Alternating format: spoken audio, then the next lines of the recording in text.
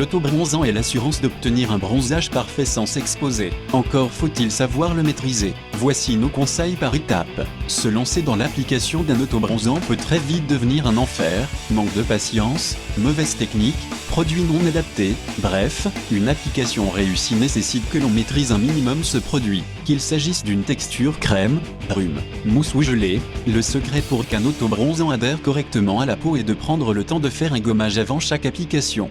De cette manière, les cellules mortes disparaissent et le grain de peau s'affine. Ainsi, notre bronzage est plus harmonieux et plus éclatant. Fini les fameuses traces oranges qui viendraient mettre au jour notre subterfuge pour avoir bonne mine. Le must, s'il adhère mieux, il tiendra aussi plus longtemps. CQFD. L'astuce en plus, privilégier un gommage à grains semi-épais et utiliser un gant de Kessa pour l'appliquer en mouvement circulaire. Autre étape essentielle pour une adhésion optimale, l'hydratation. Mais pour que le produit autobronzant se pose correctement le jour même et sans marque, l'hydratation ne doit surtout pas être grasse. Pour ce faire, on applique sa crème hydratante en lissant la peau avec des mouvements circulaires. Enfin, on applique son soin de jour sur le visage 10 à 15 minutes avant l'autobronzant. Autre possibilité, hydrater son corps avec une texture ultra riche 24 heures à l'avance. L'astuce en plus, insister sur zone où l'autobronzant a tendance à faire des traces à l'image des coudes ou des genoux. Pour une application sans démarcation, il existe quelques gestes clés. Dans un premier temps, on étale le produit sur les ailes du nez,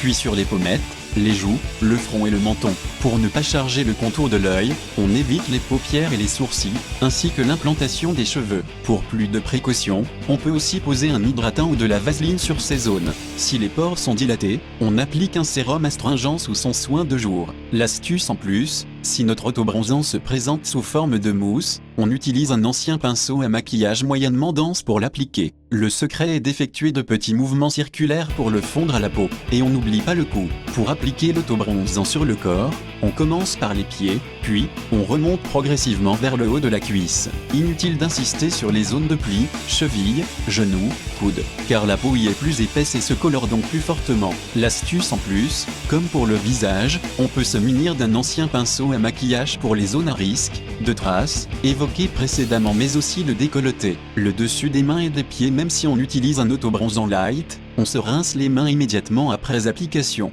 Autrement, on s'équipe comme une pro et on enfile des gants de latex avant de procéder à l'application. Bien que les formules sèchent assez rapidement, le mieux est d'attendre quelques minutes avant de se rhabiller et d'éviter de porter un pantalon serré et une chemise blanche. Sinon, bonjour les marques sur la peau et les vêtements. Le résultat de la couleur est étroitement lié au pH de la peau. Pour éviter de virer à l'orange, on le stabilise en utilisant au préalable un savon ou un gel douche au pH neutre.